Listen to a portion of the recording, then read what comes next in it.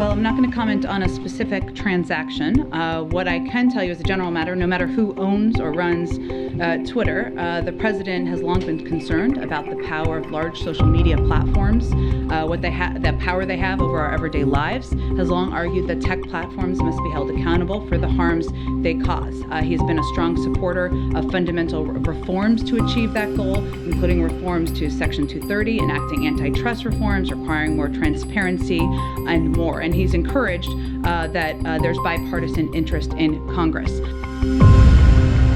Hey, everybody.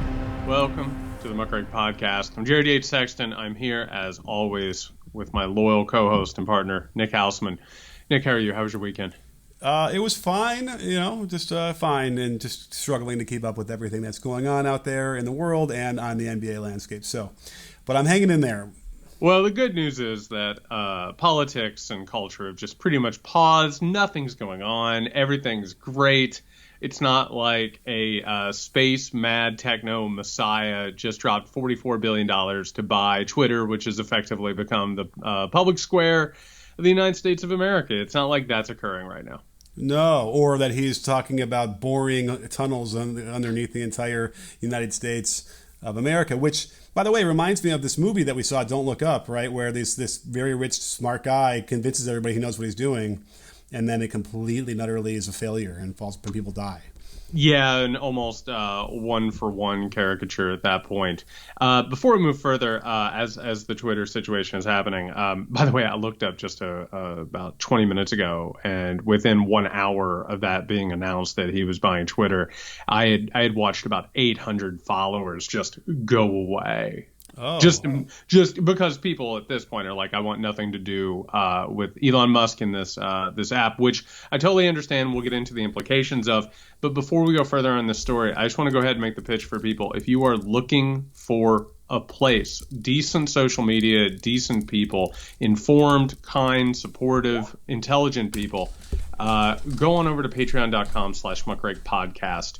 I made this pitch earlier. We're all looking for our own lagoons. We're all looking for our own bays where we can get into this stuff. I still have to be over on Twitter because I have to reach out to people and tell them about authoritarianism. If you don't have the stomach for it, come on over, join the Discord, meet some really, really good people who have great conversations and take care of each other. Is it really going to be that different? Yes. Well, I mean, certainly the orange guy will come back, and that'll. Well, there's that. But before we get into the specifics, everybody, this week, Thursday, in order to go over all of this stuff, and this is going to be on April 28th. That's this Thursday at 7 p.m. Eastern. We're going to do a live show with all of our Patreons to record our Weekender. We're going to take questions. We're going to talk about this and just lament this entire thing. But I have to tell you right now, Nick, I think that this is going to be a pretty momentous change in a lot of different ways. I think everybody has kind of missed the meat of this story. Surprise, surprise. But let's go ahead and reset it, get talking about what's going on. Elon Musk is apparently buying Twitter for $44 billion. Jack Dorsey, the founder of Twitter, is apparently going to walk away with a cool $974 million. Can't wait for that. Well, that's before taxes, Jared. Of course, because these people all pay their fair share. Elon Musk is going to take Twitter private, which means that regulations and oversight will be pretty much nil. We'll get into what that means in just a moment. But Nick, what are your immediate reactions from this pretty nauseating story? Yeah, well, the immediate one is that they're going to let Trump right back on, but then you realize it's like in the name of First Amendment, they're going to let any amount of misinformation on this platform, which, to their credit, up until now, they've at least tried to govern that to some degree, and it's kind of made it better to some degree. Now, we've also seen how the right-wing propaganda, for whatever the algorithms are designed for everywhere, across all these algorithms, it seems to benefit no matter what you do, this right-wing propaganda and misinformation stuff. So that is the worry, is that he's going to, in the name of tech, in the name of opening and being transparent, it's going to turn into a cesspool. Well, so the algorithms of all of these social media sites, and this has been the case for years at this point. Again, in basketball terms, this has been a matter of working the refs, screaming at the officiants at all of these major tech corporations and social media sites, telling them you discriminated against right-wing voices, and as a result, all of the social media sites turned a little dial over here that said promote, and basically gave right-wing media a jolt. And in part that has to do with the fact that, like, you know, they don't want to be seen as biased. They also didn't want to be attacked for it. And I want to say that all these sites absolutely trumpeted misinformation and aggressive harassment for years, particularly as a means of profiting. And then, of course, January 6th happens, and then they're like, whoa, we need to do something about this. And then, of course, you know, had juiced everything they could out of the Trumpist movement. Well, now maybe we're going back for seconds at this point. Maybe we're looking at a company that can't ignore the bottom line, which Elon Musk is all about. And this isn't about free speech. This isn't about the First Amendment. This is about control of information, control of the public space. And there are repercussions that are going to take place here. He seems to think that there are ways to, I believe the word is unlock Twitter. Oh. And obviously unlocking means, you know, making more money. And how do you do that is you get more people onto the site. And how do you do that? Well, you make it welcome to more people. And that is the thing. And what's made it unwelcome, I suppose, to a certain amount of people are these, you know, protections against misinformation. So it seems pretty clear. I don't know about you, but when I look at threads now, which I used to love, like your threads, but you know, after one or two of them, they're shoving ads in the middle of these threads now, and that would definitely be the future, and much more, I'm sure, in our face if Musk has anything to do with it.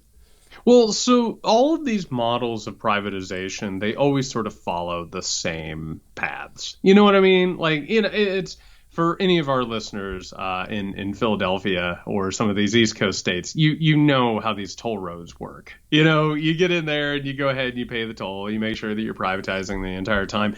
Then, by the way, at some point, Nick, you have to put in an extra lane where if you pay just a little bit extra, you can go faster. You have less traffic. You have all this. I have to assume that a large part of the business model that he's talking about or envisioning is about making Twitter just a completely unnavigable cesspool in which you are harassed by people constantly. Misinformation is everywhere. But maybe for a certain fee, you can enjoy a cleaned up Twitter. Maybe if you have a little bit of money, you might be able to sink that in there and you can go ahead and maybe the algorithm will be turned on for you. And of course, it would promote your tweets, but it would also make sure to clean up some of that. Meanwhile, everybody else outside of that lane, everybody outside of those walls, which is how privatization always works, is basically subject to ceaseless harassment. And I need to remind people, and I think for some of our listeners who have been with us for a while, they experienced this. Life on Twitter was very different in 2016, 2017, 2018. Now that it's been, quote unquote, cleaned up a little bit, a lot of people don't remember that it was basically constant harassment, daily death threats, people doxing one another. I mean, for me at the height of awful Twitter, it was one person after another threatening everybody in my life and like stalking me and sending out death threats. And I'm like a white cisgender male reporter. You know, I mean, life on there for women and people of color was really, really rough. And I got to tell you that those floodgates are going to get opened. And that's only, I think that's only the beginning of the troubles. Sure. And don't forget, like in Chicago, when they do toll roads, they open them up only to pay for that highway. Well, as soon as they pay for the highway and that toll, those tolls don't go away. They're like, oh, crap, we're still making money from this. This is great. Yep. But I remember, you know, I've been on Twitter since 2010. And if we go back then, we might remember that it was actually a pleasant place where it was useful and it was cool and you could actually have interactions before it became a cesspool. And I think that what happens with capitalism is that every single good idea just gets burned to the ground. So I would imagine if they do what you described and make it some sort of pay-per-play thing where you're going to be able to get your own unique experience based on some fee per month and people go to that, the non-paying will disappear. That'll dry up. I don't think people will, you know, it won't be cool or worthwhile anymore. And then I suspect the other version will be shitty too. So what you're probably going to imagine is that Twitter just kind of becomes this like Facebook, right? Facebook is not that useful to people anymore, I don't think. Well, I want to point out something real fast. You and I are talking about one part of the experience, the user experience, right? Mm-hmm. So as everybody's talking about this, and again, this is like what our media does and what our quote like brightest minds wrap their heads around. It's just their stories are, can Elon Musk make Twitter profitable? Will he do this in in chasing free speech or whatever? And here's the thing that we haven't even discussed yet. You've been on Twitter since 2010. I think I can't remember. It's either 2011 or 2014, one or the other. You and I got on Twitter, and I'm sure that a lot of our listeners got on Twitter in a time when Elon Musk didn't own Twitter. It was just a corporation that seemed friendly, inviting, and a place where you could talk to people. Part of the genius of all of this is the Trojan horse concept of what Twitter now represents. So like if Elon Musk created a social media site, I don't know, Idiot, right? And would you automatically get on Idiot as sponsored by Elon Musk and give out all of your data and sell it to the corporation for free? Oh no. Did you have to go there? No, you wouldn't. Would you have private conversations via DMs with other people on something that was owned by Elon Musk? Yeah, gosh. Well, since you put it, you know what? You spent a lot more time really thinking about this than I have, Jared. Because here's the thing, man. I got to tell you, everybody is valuing Twitter on a certain level for advertising purposes, for data purposes, and in order maybe making a subscription. Nick, the amount of information that Elon Musk bought today is priceless. I want you to think about every major journalist, politician, critic, organizer, reformer in the world who has used that website not only to post things, but to like things. Also, by the way, I hate to tell people this, but literally everything that you view while you are on Twitter, but also because of cookies and tracking devices, everything you look on before you go to Twitter, everything that you look at after you go to Twitter, every DM that people have sent, location information, all of that about every major journalist, politician, public figure, critic, revolutionary, reformer, public figure, you name it, is now property of Elon Musk. Right. That happened to them. Yeah. And by the way, that alone, if that's what ends up happening, is and which will happen, I suppose, just means that people will go off Twitter. I mean, are you going to stay on Twitter? I'm going to stay on for right now because it's almost like Radio Free Europe, man. You gotta send a broadcast out there and see what happens. But I've been having conversations with people all morning, and I'm talking about other journalists, and I'm talking about other authoritarian experts, and every single one of them is like, I cannot believe that it's almost like you go into a city and then all of a sudden the door gets blocked off. I mean, someone should just invent another version. They can't, but I mean, at the same time, I gotta tell you, like, the easiest thing here is to have an iron fist inside of a velvet glove. That's the easiest thing here. It's to not only give it back to Trump, but also to go ahead and turn this into a space where you have a person who is more or less trying to become, they're already the most wealthy person in the world, but they're also trying to direct the future of progress of the human race. What's going to end up happening? This is now the commodified public space of conversation in the world, more or less. And on top of that, you have more than enough blackmail material for literally everybody on the planet. I mean, it really boggles the mind when you start putting the pieces together. Yeah, well, what some of the things you're discussing are, Trump gets back in the White House, somebody blows the whistle on something, he demands that Musk give us the information from that DM, and Musk says, sure, here it is, because I don't have these, standards of whatever, our code. Well, Nick, it's not like our major tech companies weren't already handing over information like that to the government and to authoritarians. They love this stuff. It just so happens that Musk is more ideological than a lot of them. Well, they're also banking on the fact that most people might say, fine, let China look through my cameras and see what I'm doing. I don't have anything to hide. I mean, in theory, right? But obviously what they're missing is it's like your bank accounts are also accessible that way. And through these gateways, you can get things that you don't want people to find out. And that might not occur to people necessarily, or they think that it won't happen. But, I mean, imagine that. Again, like you read the show Mr. Robot, right? So Mr. Robot, like when they ultimately destroyed this, like the one company, like everyone's debt was wiped out. Which, by the way, I would have no problem with if anybody wants to do that. But that was a good example of like how these singular companies can completely permeate every part of our lives and completely take away anything you might have had and built up for years.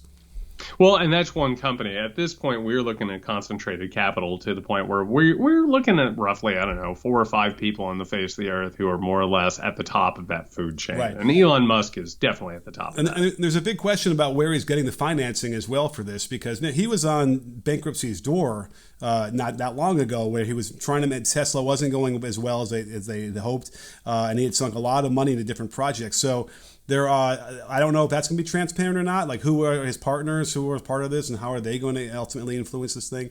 I would hope that we have some, guardrails against this over in the government. I got bad news for you. Oh. We do not. Yeah. Okay. We do not. And I'm glad you brought up the government, because no conversation about this is complete, and no conversation or coverage of this takes place in our media that brings this up.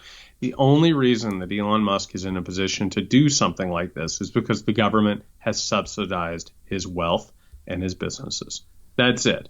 Tesla, SpaceX, literally billions of dollars have been put forward by the U.S. government in order to keep someone like Elon Musk to continue to do his projects and grow and grow and grow. Meanwhile, gets out of paying taxes, gets out of putting forth his fair share. And this is incredibly a reflection of what we saw with the robber barons. A bunch of people who were given government subsidies, monies, loans. They were given tax dollars in order to build the infrastructure of industrialization. Musk and all of these people were given government funds, tax monies, in order to push the digitalization, the new industrialization. And that is how something like this happens. Now, this is an anti-government ideologue who now traffics with right-wing ideologues and is going to use what he was able to purchase because of government investment and support in order to dismantle government and dismantle any impediment to future profits. This is a cycle that continues over and over again. We've seen it before, and we're seeing it again. However, to show you how far we've come, I'm old enough to remember the AT&T Bell breakup in 1984, which happened to happen under Ronald Reagan. Okay, the most industrial, capitalistic, president we've had up until that point, and even then they realized, this is a bit of a monopoly, and we probably should make this a little bit more fair and actually improve the lie, or make prices better for the actual consumers. So even in that era, we had a watchdog that would want to make sure that consumers were protected. I can't imagine that ever happening now, and all we have is more and more of these pseudo monopolies that are screwing the customers, and we have no other choices to turn to when we have to pay these exorbitant fees. Netflix has been another one of those examples. They're going to start charging because they can't stand people sharing their passwords around town. Well, and think about this for a second. Why would the U.S. government go after Elon Musk? He's their partner in the space program. Right. Like, to literally go after the person who you are partnering with. That's how wealthy he is. That's how established he is. Also, while we're at it, why would the government go after Google, Apple, Amazon? Those people run their national security systems. Yeah. Like, they literally do. They all of the surveillance systems, all of the government websites, all of the government systems in general. They're not going to go after any of these people and rein them in. Well, hang on for 1 second though. They didn't need to hire those specific people to do all those things for them. That's right. Those people made sure that they got hired to do those things because they're in that position where they're infallible and they're not going to be under scrutiny. It really is what's the word for this? A kleptocracy, I guess. It's a kleptocracy. And I want to talk, and this is an important thing, I want to talk about the evolution of this and where we're at, because when all this is happening, and I saw people left and right today, and I'm sure you did too, they were all over Twitter and they're like, I never could have imagined something like this would happen. What a strange moment this is. One of the ways in which we're able to talk about what's getting ready to happen is by simply extrapolating what's currently happening, where trends are, and also looking at history. We're now reaching a new point where that kleptocracy that you're talking about, that symbiosis between government and corporations, and the corporations having this type of power. Elon Musk, by the way, read the writing on the wall, which is you have to be friends with the right. You have to be, quote unquote, anti-woke. You have to have all these conspiracy theories, all this stuff. Meanwhile, the new Republican Party is starting to completely turn its back on its old school, quote unquote, principles, right? The old ideas of small government, and exactly, it was all bullshit to begin with, but now they are aggressively turning away from it. And why? Because we suddenly have a new environment. And the new environment is where corporations and corporate power and wealth are more powerful than government. Now, all of a sudden, as we've covered, government in certain sectors is starting to punch back a little bit, right? To try and jostle their way into a little bit of authority over corporations. A lot of the time, this is good. But Nick, we gotta, and listen, we've been spending so much time in Florida on this podcast. I mean, we might as well come up with like Florida Gator Hour, because it is, they're cooking down there in the sunshine.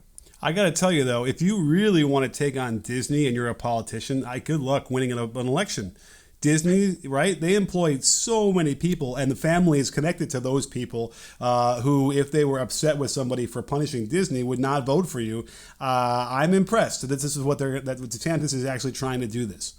So Ronnie DeSantis, again, just up there in the leaderboard in terms of the GOP nomination 2024. Ron DeSantis has escalated his war against Mickey Mouse. This is an actual quote from a governor of Florida. From a governor of Florida. Quote unquote. You're a corporation based in Burbank, California, and you're going to marshal your economic might to attack the parents of my state. We view that as a provocation, and we're going to fight back against that. Well, so what did DeSantis and the Republicans of Florida do? And by the way, all of this is like wildly unconstitutional. It's not like people care. They have now signed a bill just this past week to destroy this bizarre, kind of disturbing economic situation that Disney had in Florida. We'll get into the particulars of that. But that was literally the governor of the state of Florida, more or less just declaring economic war against Disney. But he also characterized it as an attack, that Disney attacked parents. All they did, and correct me if I'm wrong, Jared, was put out a statement that simply supported people, being who they like to be in their lives, right? That's it was really one statement from the CEO. Maybe the workers had another, got upset, whatever. But like that's all that was. This is not an attack. They don't have any kind of legislative agenda that they can enforce on people in the state of Florida. But again, it's this anger and outrage they need to stir up, or he needs to stir up to get any kind of voice out there in the. So the communist woke corporation that is the Disney company. Nick, if I asked you how much money do you think that forces associated with Disney donated to super PACs associated with Donald Trump, what would you be your guess on that? I mean, it's got to get into, I don't know the numbers, like when you say 6 figures, 7 figures, because when you get to like 100 million, is that like 9 figures? I don't know, but let's just say I'll just tell you this: it's under 100 million. It's under 100. Okay, so I'll go with like 50. It's $10 million. Okay, which, wow. I know for high rollers like you and me, like 10 million is it's a piddling amount. What are you gonna do? Buy Twitter with that? And again, just to state for the record, Disney is not ideologically left. It is not woke. It has no ideology beyond profit. In fact, if it has any ideology, it has always been a conservative, reactionary philosophy. In this case, you had a CEO who, again, talked to some actuaries, looked at the landscape and said, my God, we're going to lose money if we don't speak out against this bill that we originally supported, by the way. We're in trouble. Meanwhile, the Republican Party, which is moving closer and closer into national conservatism, they are not interested in free market principles. I want to read these tweets from our friend of the show, Nick, Ben Shapiro. Here are 3 quick tweets from good friend of the show. We should get him on. Best friend of the show. The Muckrake Podcast best friend, Ben Shapiro. I'll call him up. We all meet every week. I love it. So I'm gonna read these tweets from Ben Shapiro. And by the way, Nick, would you characterize Ben Shapiro as publicly a free market guy? Yes. Yeah. Okay. So here's what our good friend Ben Shapiro said. If corporations choose to exit the free market by seeking media and legal dispensation from anti-market leftists pushing radical social values, don't count on those of us who love free markets to defend you. Fuck around and find out. Did he spell the F word? No, he put, like an asshole, he put asterisks instead because, it hurt his family values. Is that free market principles? F around and find out? It's really? Cancel culture. Wow. If you go against my political ideology and my worldview, I don't believe that you have free market privileges. But by the way, so Disney, in terms of the rule of free markets, needs to encompass as many people as possible to continue making money, right? Yes. So they obviously did the calculation where more people will come if they made that statement versus people who won't come because they're anti-woke, right? Like those numbers are clear to them, which is why they had to do that. Absolutely. And in fact, the non-woke people who might hate Disney for saying that are still going to go to Disney anyway, I would think, and still watch Disney Plus and do all that shit. No, listen, I want to put this out there. And I want to make it very obvious, and I don't want to mince words. Nobody gives a shit where Disney stands on any of these issues. Disney is a fantasy. People go to Disney in order not to think about this stuff. This was a momentary blip on the screen. And by the way, a bunch of people are now going to go to Disney and buy Disney products and stream stuff because they think Disney shares their inherent ideology. Meanwhile, they're not going to watch any of their things and think about that ideology. They're going to go ahead and import it. This whole thing is about marketing. It was never actually about politics until it was made about politics. All right, so in order to talk about the politics of this, I want to get everybody up to speed. And by the way, for the record, Nick doesn't know the specifics of what I'm getting ready to detail, and I can't wait to tell you about this. So the actual legislation that the Republican GOP's pushed, it got rid of something called the Reedy Creek Improvement District. And basically, and again, all of this is unconstitutional, but also let's not sit here and pretend like this thing that they got rid of was a decent thing, okay? So this was a special economic group of privileges for Disney to come to Florida, set up Disney World. Nick, are you ready to hear about the Reedy Creek Improvement District? Oh, I'm all ears. Basically what happened here is the state of Florida, as the quote-unquote state, granted Disney autonomy, basically, and said, guess what, corporation? You now have special powers to basically create a state within a state, right? And in order to have this Reedy Creek Improvement District, Nick, this is what they had autonomy for. Very lame stuff to start with. Construction projects, right? They basically Disney gets to approve and turn down construction projects within this autonomous zone. Also, we're talking about zoning laws. We're talking about also the ability to levy taxes. The corporation can levy taxes. We're not even done yet. Also, to have their own law enforcement. And by the way, if you think that other corporations out there aren't licking their chops, wanting to levy their own taxes and have their own law enforcement, you're crazy. Here's the coup de grace. Are you ready for this? It also gave Disney the right, though they never used it, to construct and operate and maintain their own nuclear power plant. Wow. Hey, look at that. This was passed in 1967 by Nick. Don't look at any notes. What party do you think passed this? Oh, in 67, probably the Democrats, right? You are wrong, my friend. Oh. The Republican Party passed this in 1967. Shit. Wait, well, okay, but it's the local Republicans in Florida is what you're saying. Yes, it was the local Floridian Republicans in 1967 and gave these powers specifically to a corporation to entice them to come and create this hub in Florida. How's that pair of pants fit you? How do you feel about those privileges? Well, listen, Jared. When you're competing to bring a corporation like this into your state, and it's billions and billions of dollars, it changes your entire economy. I get it. You got to lure them, but here's the thing. No. Were they competing against anybody else to get Disney to go? Because think about this. They had Disneyland on the West Coast, right? Sure. So they're going to do it on the East Coast, right? And so there's only the 13 states in the original amendment, Florida, whatever. Not a lot to choose from. And then you're going to build it in Maine? No, right? So you're going to choose a warm weather state. Sure. And no offense to your state, Jared. I'm so glad it's not in Georgia. I just want to point that out. Yeah, but like if you go any farther north, you're going to deal with like hurricanes and shit all year long, or a big stretch of the time. That won't work. So in reality, they were negotiating against like themselves, I suppose, because that Disney might have driven a hard bargain to get some of those things, but the bottom line was they didn't need to because of course they were going to do it in Florida. There was no other choice. So here's the thing, and listen, let's get this straight. Walt Disney basically created a bunch of shell companies that went down to Florida and bought up all this land, swampland more or less. And by the way, it's 27,000 acres.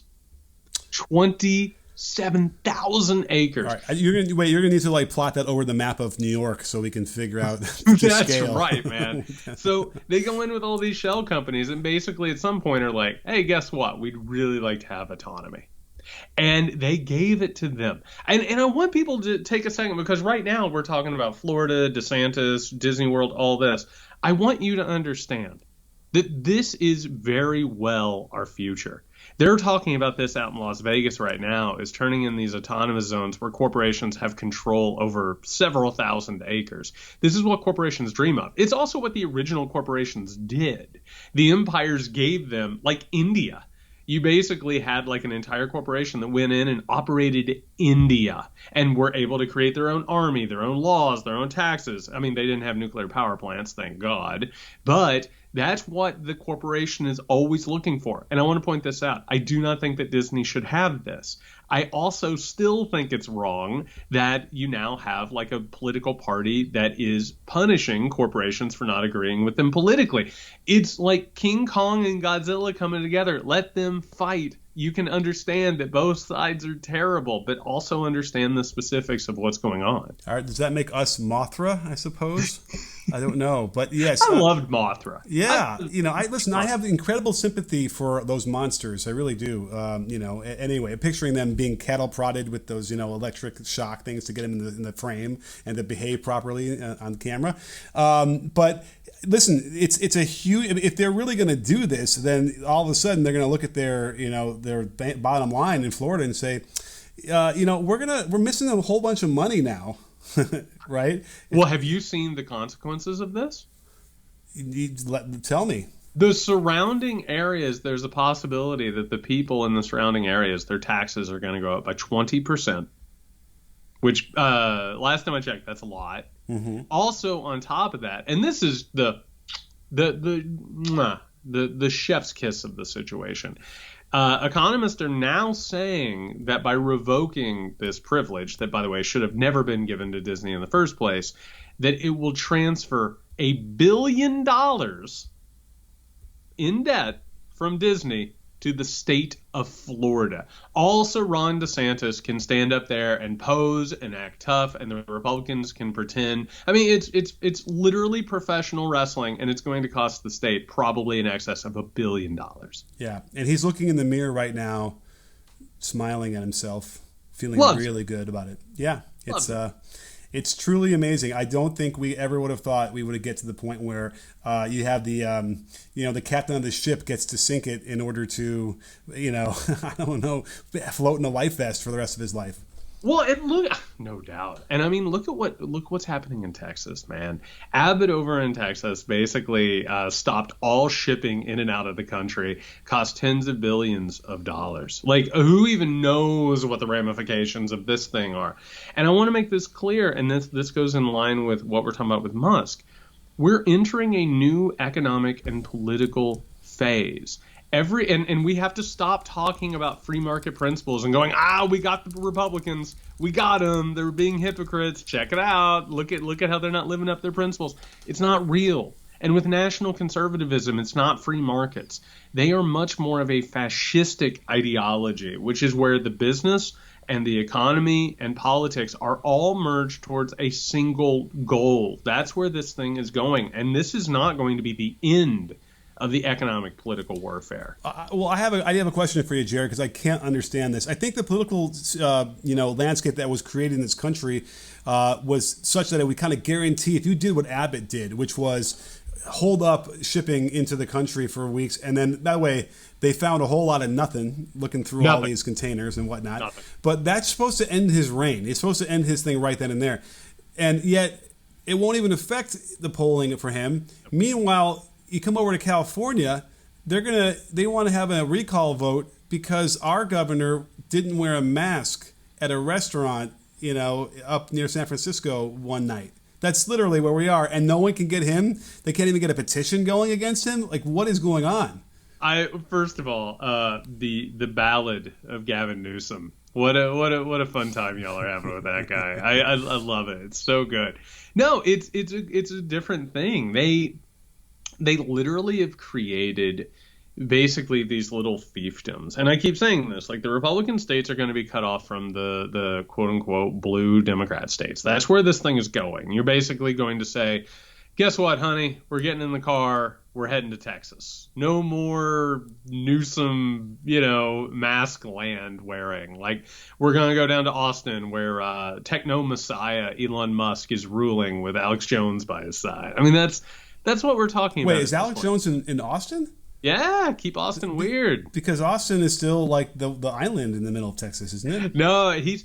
I was hanging out last night. I shouldn't tell you who I was with, Elon Musk. But, I mean, that's literally what's happening down in Austin right now because it's basically being turned into this new, like, libertarian tech ideology. It's a nightmare. But these states, it literally isn't going to matter if the leaders, Abbott or DeSantis, cost their states billions.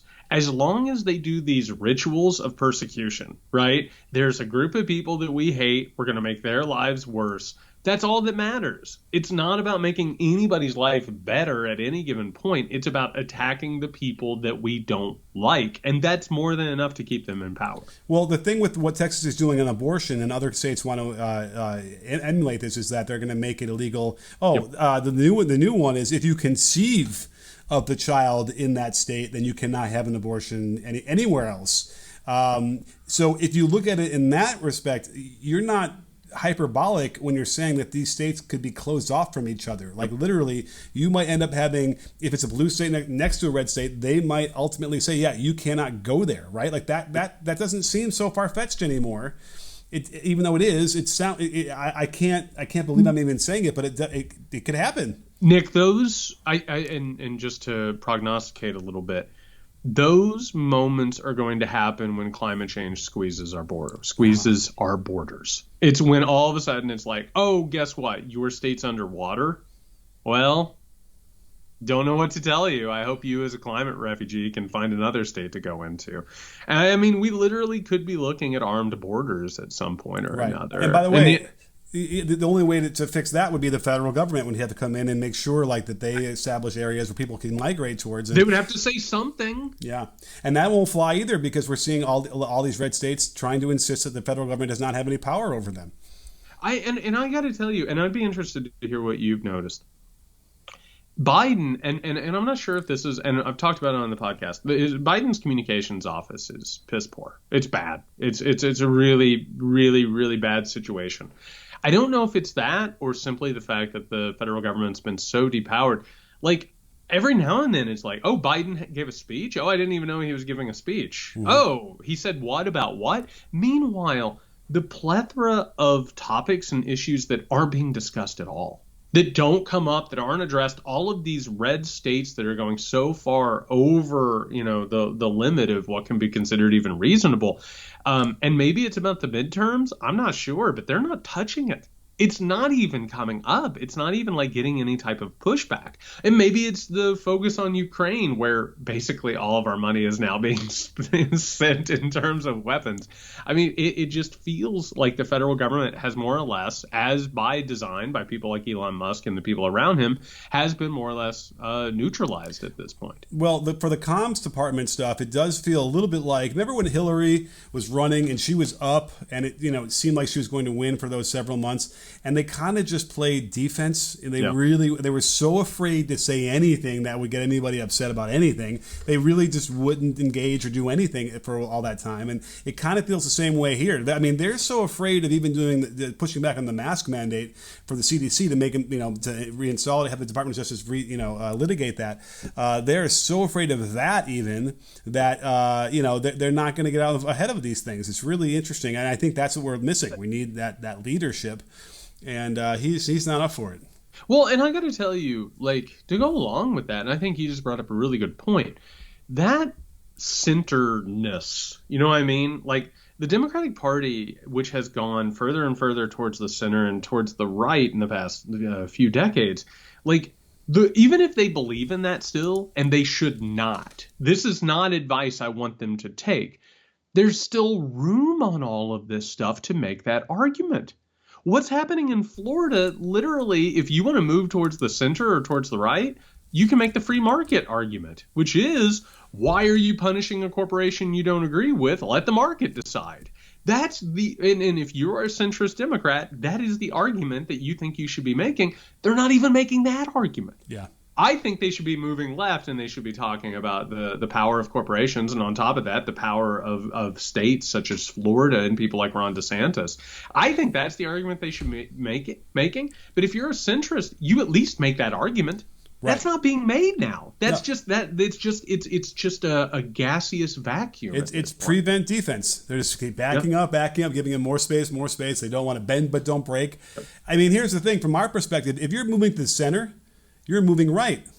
Yes, that's absolutely. The thing. Yes. So it's not like they're kind of trying to get into the centrist area. They are moving to the right as they're doing that, and that's the problem here. And that's that's why all these young people are not gravitating towards this. It might not mean that the young people aren't going to vote Democrat in the midterms or even for Biden later, but they certainly the enthusiasm or all those early metrics that you see in April for a November midterm, they're not there, and it's certainly going to make everyone wring their hands. I still have hope that the people are going to get back on the board and still commit to that vote anyway, but it doesn't feel great.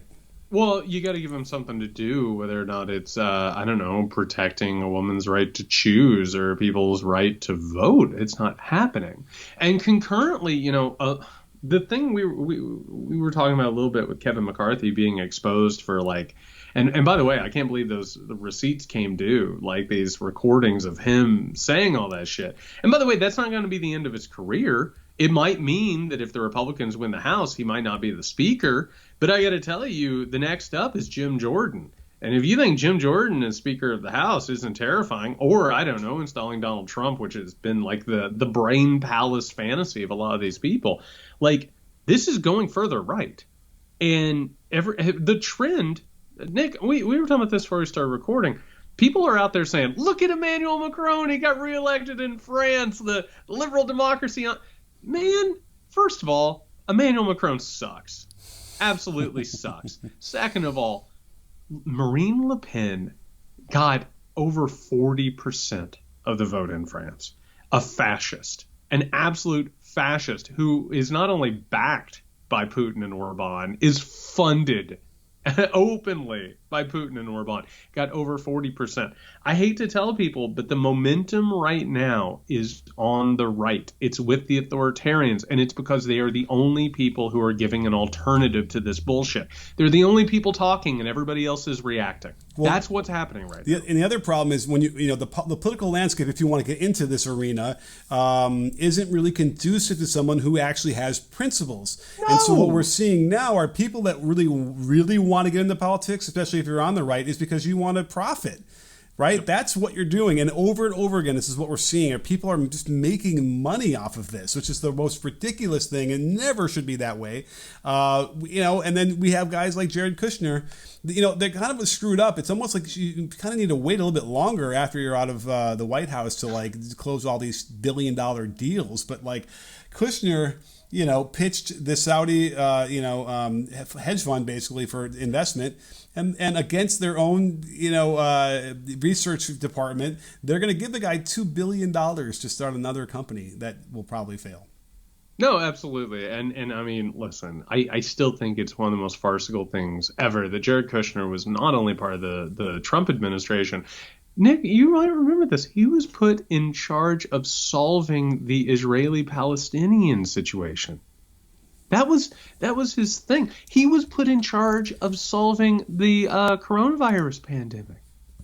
Like that's what he was put in charge of. And meanwhile, what did he use it for? He didn't make any inroads on any of that. All he did was create an environment of stealing money, first of all, democide in trying to keep blue states just ravaged with coronavirus so more people would die for political advantage. And he has now cashed in for billions of dollars from a dictatorship that we just can't quit. And all of it was about the grift. That's nothing. I mean, we've had very credible reports while he was representing the White House on these, tours across the world. He was just pitching his own business, which is like, again, it should have been. But if I now remember, he didn't get an investment from Qatar, so he fucking sanctioned them. I know.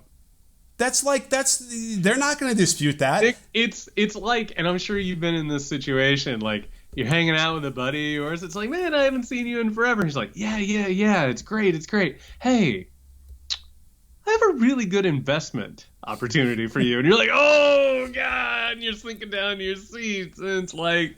Oh, now you remember why you haven't seen the guy in a long time either. Yeah. Are we doing a timeshare here, or like a new Flowbee for the hair? What are we doing? And it's just that. You're exactly right. The Trump administration was a grift in every way, shape, and form. And I got to tell you, when we look back on it in history, Kushner might be the one who makes out the best.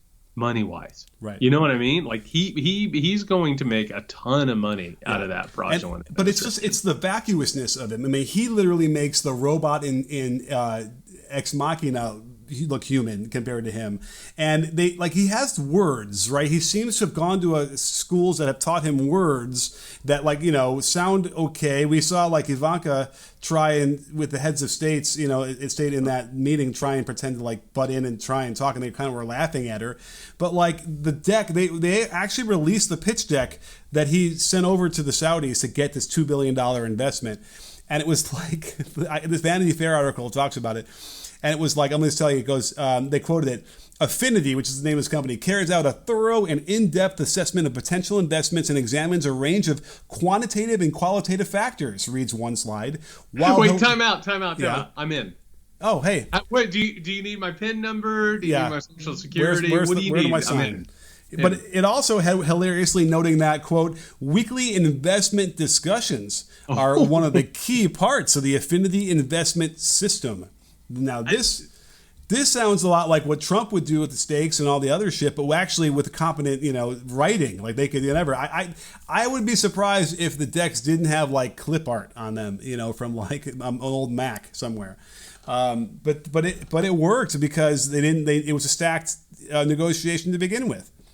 Absolutely, it was. And just to go ahead and bring this thing full circle, I got to tell you that this is exactly what is happening at this point.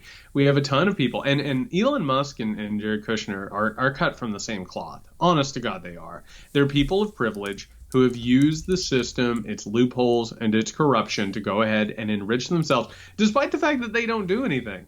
I mean, literally, they just, Elon Musk just creates things that break and don't work, and Jared Kushner is nothing. Those words mean nothing, Nick. Mm-hmm. Do you know as a writer, what it feels like to have somebody read those words to me? It's like watching a loved one in pain. Oh, or it's like reading a resume that somebody is trying to write. I mean, it's ridiculous. By the way, Kushner, there's one person who can give him a run for the money who makes more money than Kushner did since they got out. It's Mnuchin. Mm-hmm. So that guy was a grift and a grift times 10 while he was doing his shit too. So let's not pretend that all these guys are doing it. All these guys looked at this as a great opportunity and was willing to just put up with the Trump experience just because they knew they'd make billions afterwards.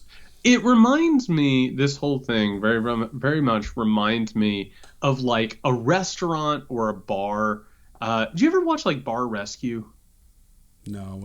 How have you never seen Bar Rescue? What is it? Bar Rescue, wow, I can't believe I'm getting ready to explain Bar Rescue on this podcast. It's this bar guy, it's a reality show. He goes into a bar that's failing, and you basically watch why it's failing, and then he fixes it. I mean, listen, once you say reality TV, it's like, I'm not. Okay. So Bar Rescue used to be like a really good Saturday or Sunday, afternoon sort of binge show when you'd want to think like a human. Anyway, it reminds me of like a failing like a bar where like there are people who like they go into the bar and they go, this place isn't working great.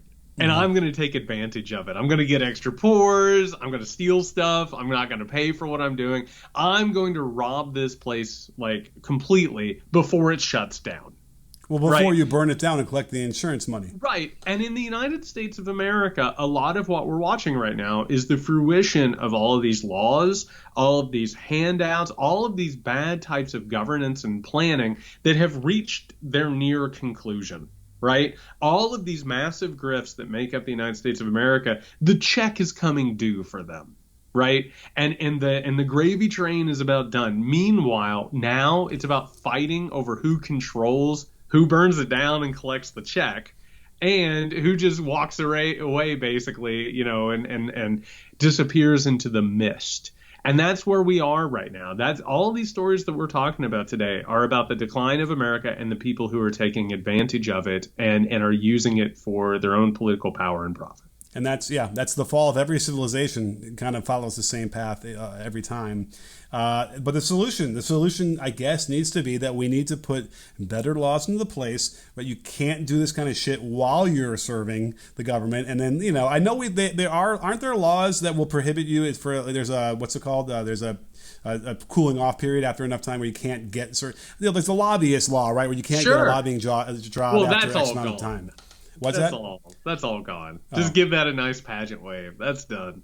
Yeah. That's done. Oh, well, have you heard? Okay, and on this note, Nick, have you heard anybody talking about regulation or possibly blocking Elon buying Twitter? Have you heard anything about the federal government at all? No. Okay. Have you heard anything about the federal government challenging what's happening in Florida? No. Have you heard anything about an investigation into Jared Kushner getting $2 billion from the Saudis? Yeah, no. You haven't heard any of that. There's not even a cursory mention of it. You know what I mean? It's just it's over there. It's been so depowered and de-emphasized at this point that this stuff just happens without any check or even a consideration of a check. Well, yeah, but then again, the things you mentioned are sort of legal, right? Yeah. In a way, no one ever thought, hey, maybe we should actually have some punishments for these things. Because, by the way, some of the things that are illegal, they realize, oh shit, we never really said what will happen if you violate this law. So, but that's where we are. Elon Musk literally every single day with his Twitter account. I want to make this very clear. Right. Every single day, Elon Musk uses his Twitter account not just to spread disinformation, but to pump his stocks. He manipulates the economy of the United States of America every single day with his tweets. Well, he did get in trouble once for that. He got in trouble. They wagged the finger at him, right? But again, it's not...